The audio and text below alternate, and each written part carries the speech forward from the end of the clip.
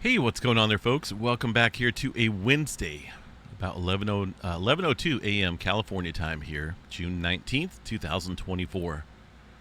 Latest activity on the globe here shows a 3.1 earthquake hiding down here in the South America area. Looks like a little clustering going on down there.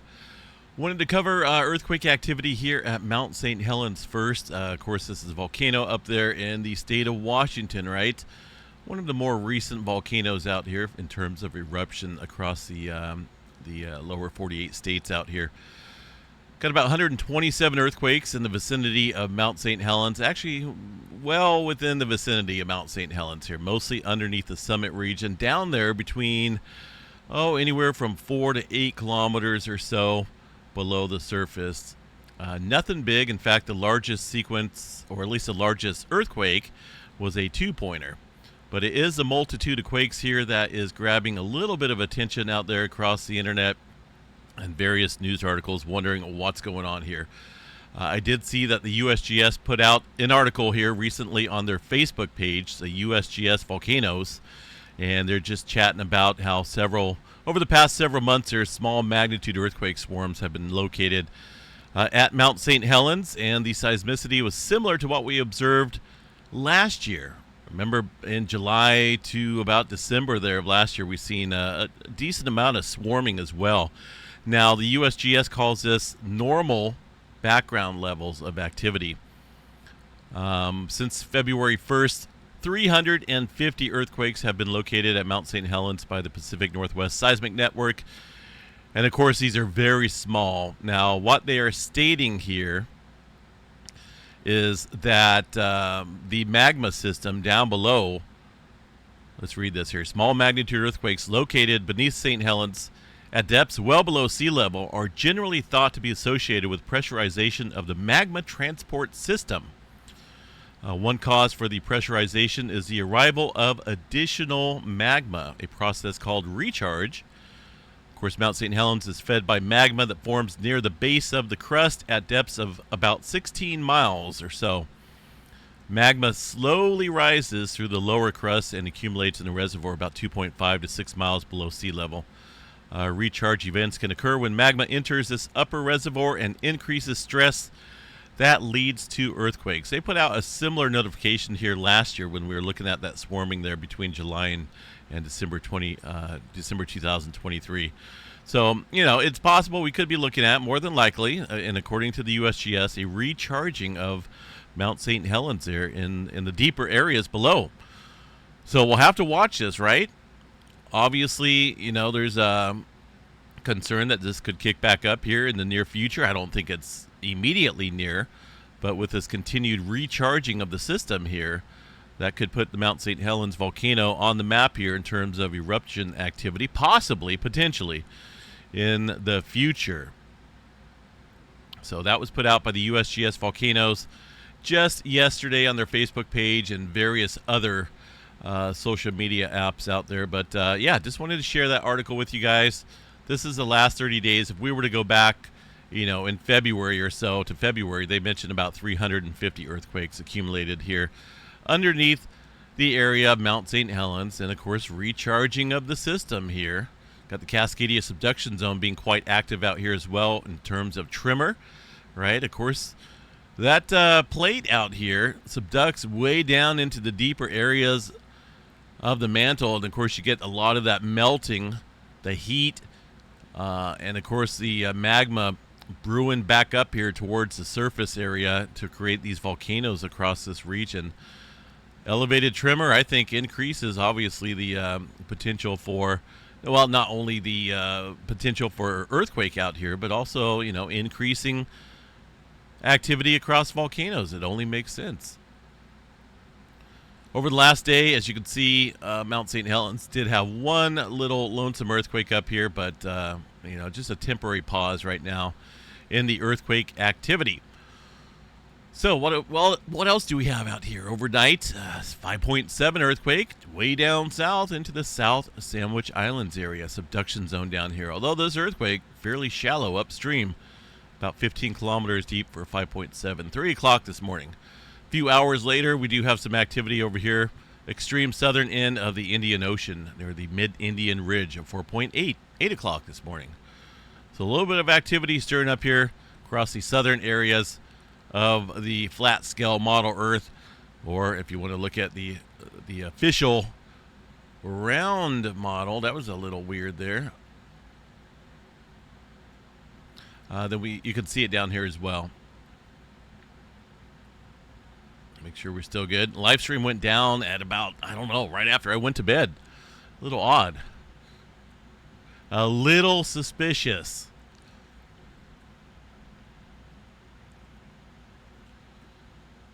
Puerto Rico area. Got, let's see what we got. A few earthquakes here after midnight. Mostly some 2s and 3s. The latest one, a 3-pointer. Off the southwestern edge here of Puerto Rico, 30 kilometers deep. Of course, you got a Mariotto's Trough here, subduction zone south, and a subduction zone up north, and a subduction zone over here. You know, there's this whole area is squeezed and pushed around and basically bullied around by major plates out here. The North American to the north, South American plate to the south, and of course the Middle American Trench here. What goes on with the Cocos Plate ultimately affects this area as well. So it's just a little plate out here that gets, you know, squeezed and pushed, and all sorts of stuff out there on any given day. That dry air, though, man, killing me out here in California. We'll check out the fires here in a little bit. I was just looking at that this morning here. Let's see what we got for California. Anything major going on? A little bit of swarming on the San Andreas Fault. This is the creeping segment, the creeping section of the San Andreas Fault here. Mainly 2s for now. This area really, it does see quite a bit of activity on occasion on any given day, 2s and 3s, sometimes a little bit bigger. And they call it the creeping section of the San Andreas Fault because it doesn't necessarily lock up as much as the northern section or the southern and potential south central section here of the San Andreas Fault. So the creeping segment is its name. We get these earthquakes here on occasion.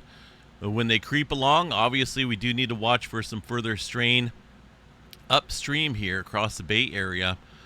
You know, the earthquake activity is a release of strain, right? But obviously, guess what takes place, you know, either upstream or potentially it could be downstream as well, depending on which fault system you're on. That increases areas of concern in terms of seismic stress out here. So we'll keep an eye on the Bay Area. Right now, there's not a whole lot going on up northward there, but we'll continue to watch that following this activity down south here. Southern California, not a whole lot going on, just some typical small microquake activity. 2.5 and above, well, that pretty much removes all of the earthquakes except for a 2.6 down here on the Parkfield section there of the San Andreas Fault. Still got some activity out here in a linear fashion across Nevada. Now, there is quite a few fault systems out here, but this is kind of weird. It's more northwest to southeast here on the map. Little on the odd side. These earthquakes not big, but they are at variable depths here, and the multitudes of quakes here are kind of accumulating. About 23 of them here, it looks like, in the last 24 hours. If we go back the last 7 days, there's been a little bit more out here. Of course, Nevada is riddled with faults all over the place, but we'll keep an eye on that. Does look like there's quite a bit of strain out here against this area, east side of the Sierra Nevada mountains here into the Nevada desert area. Yellowstone, well, we got one earthquake way up in Montana, or that's Idaho, excuse me, Idaho way up here. Outside the Sandpoint area, 1.8 from yesterday. Yellowstone National Park, nothing showing up here on the map, but let's double check that here real quick. There's a little earthquake I can see. This looks like a distant earthquake from Yellowstone a few hours ago. It's going to be this quake right here. Looks like about 6 hours ago. So what was around here 6 hours ago? That's going to be this one right here. Stanley, Idaho, 2.9. About 6 hours ago, showed up here across the Yellowstone area, just barely on the west side here of the Yellowstone seismographs. Aside from that, there's not a whole lot of local seismic activity here across the supervolcano to report. Texas oil fields still getting hit out there. Oklahoma, I think this is from yesterday. Yeah, no new activity to report there today. Nothing really going on here across the eastern portion of the country. The Hawaii area, well, let's zoom in, see what we got. Getting some earthquake activity here again. This one's pretty deep here, 30 kilometers for a 1.8. I wonder if that's accurate or not. Let's see. Oh, it hasn't been reviewed yet, so that may be revised. But let's go check out, see what's going on there across that volcano on the Big Island, Kilauea Volcano. Which is still at a yellow and advisory here. We've been watching the inflation go off the chart here recently, literally. It's just going up and up and up and up and up. And I think things are quite compacted underneath this area. I don't know how much further this can go up. This update was put out yesterday. See what we got for the deformation data here today. Still up there. A little bit of leveling off, it looks like, last night, but we're still going up. Very sharp uprise yesterday. That's that line going shoot really quickly. In fact, I haven't seen it go up like that that sharply at any time here in the last few months. So something is definitely on the uptick here across the Kilauea Volcano. The East Rift Zone, Kilauea Summit area, quite inflated. The eruption, right? Back earlier this month, short-lived 10-hour eruption there. One lengthy fissure, eruptive fissure opened up there on the Southwest Rift Zone, right? We've seen a small drop in the inflation, but since then, we've gone up and up and up, and we're well above that previous level. So we're at a breaking point. We have to be. I don't know how much further, this area can be sustain this amount of pressure up here. But we got to watch it. Earthquake activity, of course, is going to be key to watching where maybe the next fissure activity is going to open up. And I've been watching this little area right here. There's been a little bit of swarming here in this region, just south of the summit area. The Southwest Rift Zone activity popped over here earlier this month. But I think that's blocked, sealed up, solidified in terms of anything breaking through the surface there. I don't think so. But watch this area south. I don't think we're going to see that today, but we got to watch these earthquakes. If they really increase in multitudes here in a certain area over a short time period, then we're looking at an eruption taking place here very soon, or some type of magma intrusion, displacement, maybe off to the rift zone here to the east. Who knows? But we'll continue to watch that because we are seeing, obviously quite a bit of inflation going on there. Western Pacific, pretty quiet. I don't really see a whole lot there on the map. Mainly some smaller quakes here. Japan area, some threes, and up here across the Kuril Kamchatka.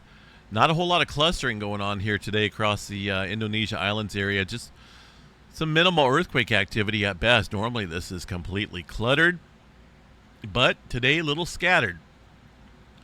New Zealand still seeing some activity there. Threes, couple, maybe even a four it looks like there along the southern end of the Kermadec Trench.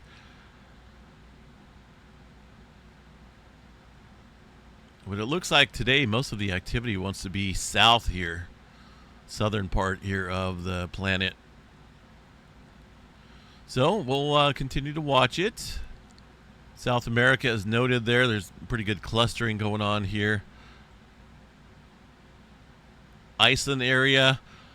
Well, let's see if it's still ongoing here from the Live from Iceland site. That is the visual site here to check out from a webcam perspective here. Still looks active. The best time to view this is at night, right? You can see the glow of the lava there at the surface. I don't see any fountaining going on right now as far as lava splashing out of this crater, but it still looks active. Let's see what we got here from the Icelandic Met Office. See if they put out any updates or not. Well, there was one yesterday here, it looks like. The eruption continues and lava flows mostly to the north.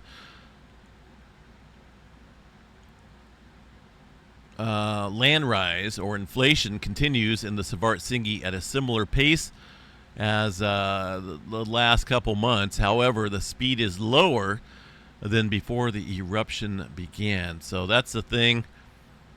Here we are right now. It looks like in the red.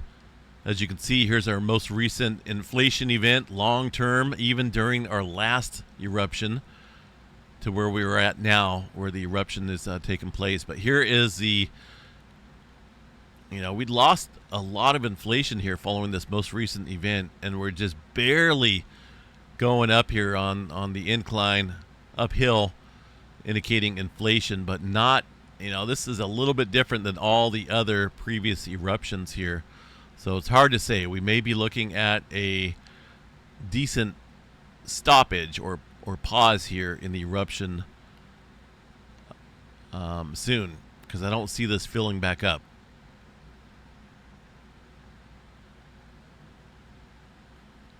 So we'll continue to keep an eye on that. Let's see here. Space weather activity. Doesn't look like we've seen too much activity here overnight. We do have 3712, 3713.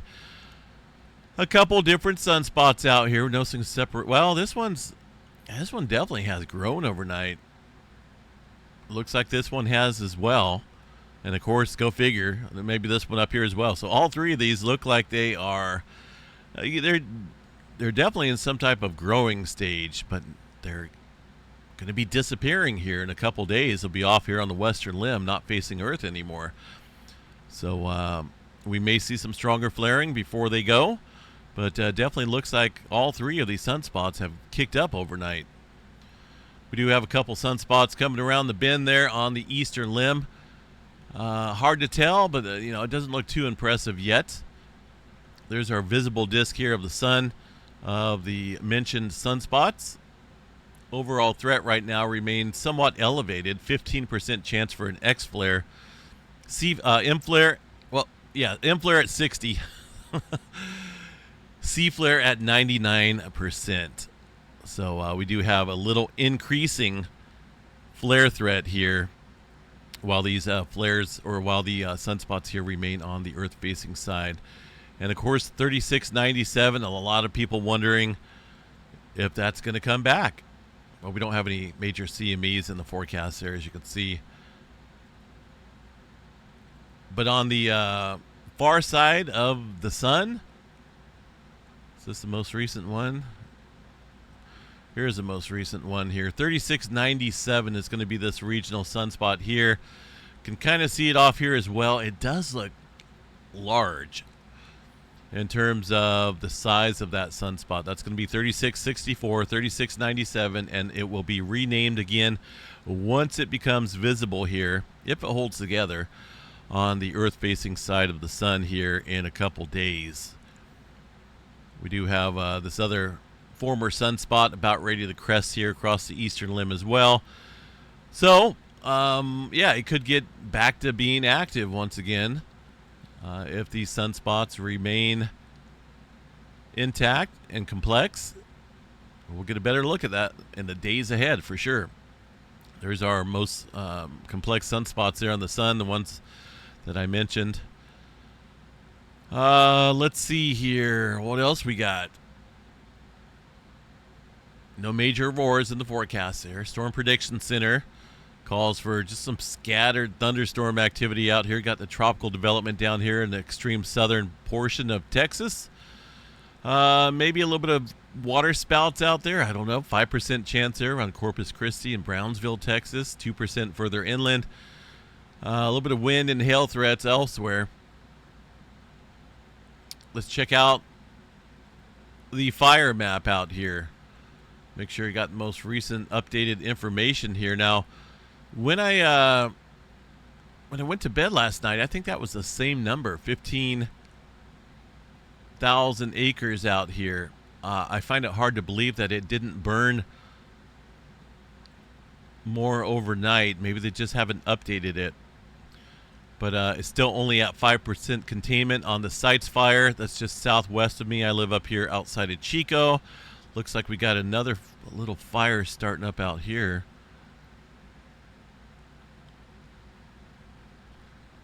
Just popped up, it looks like, in the last few minutes. Goodness, I don't know why these fires are starting up. People should not be burning out here, right? That's not a good day to burn. I don't think we have any red flag warnings, but still, we don't want to be burning out here in the summertime. It's just not good.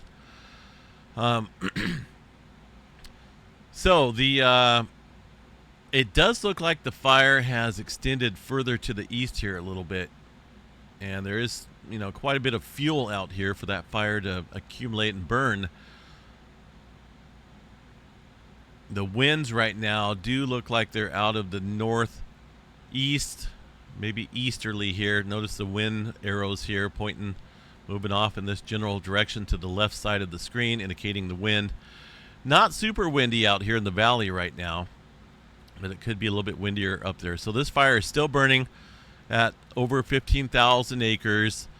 There were several spot fires, the largest being about 10 acres. Weather concerns today include wind speeds, low relative humidity, and high temperatures that can lead to extreme fire behavior. They still have aerial tankers and whatnot, and helicopters attacking this fire with the correct firefighting items, whether it's a water or a fire retardant. So we'll continue to watch it. It's definitely a sizable fire, and I think that, like I said, that's the same number from last night, so it's got to be over that. This one's 15,690, the big one down here in the Grapevine area of Southern California. That's at 39% containment. They're getting a handle on it. That is good news. So we'll hope for the best, and hopefully they get this under control. Aerial fire, 33% containment here.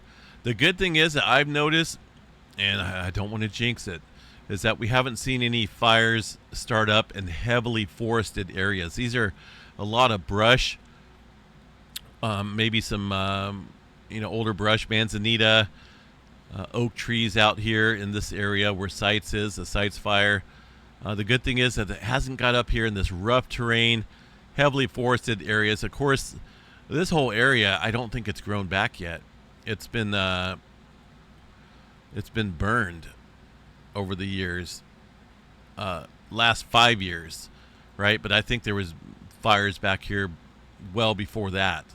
So a lot of this area hasn't grown back. Maybe brush, but as far as heavily forested trees, yeah, I don't think that's back there yet. But, just in the last 5 years, look at all the fires that burned out here. So we'll hope for the best. Hopefully they get this under control. I was smelling smoke pretty fairly heavy last night here in the valley when I was sleeping. But it has since lifted, and we got the wind kind of pushing it out of here a little bit. But it's not super windy. I'm just glad it hasn't settled completely into the valley. The windy map out here. Let's go over here to the wind speeds, wind gusts. As you can see, they're really not all that impressive out here, which is good. The valley, slight breeze at 10 miles an hour. Up here around the Sites fire, 16 miles per hour gusts. But of course, with that fire, you could get some of its own weather and wind being created out there. I don't think we have any extreme wind events here in the forecast. It does look like it picks up a little bit tonight, maybe a little bit more tomorrow as well. So either way, we'll just keep our fingers crossed. Hopefully that they can get that under control. All right, folks, live stream is up and running. We'll keep an eye on Hawaii with that inflation going on there. Hot Cape's Hawaii, a little spike there right now.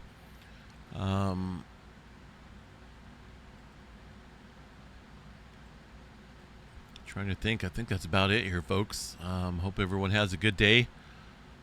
It is Wednesday, right? Just a couple more days till Friday again. Have a good day. We'll catch you guys back out here a little bit later tonight. I don't know if I'm going to go out and cover the fire here today or not. I'm probably going to take a break from that. I'm hoping they get it under control. But if something happens, say we get it starts really ramping up, then maybe I'll head out and get some more video coverage of that fire, the Sites fire on the west side, near or west of Maxwell, up near Sites and Stony Ford, Ladoga area. But for now, I'm going to sit back and relax and just enjoy this day. Have a good one.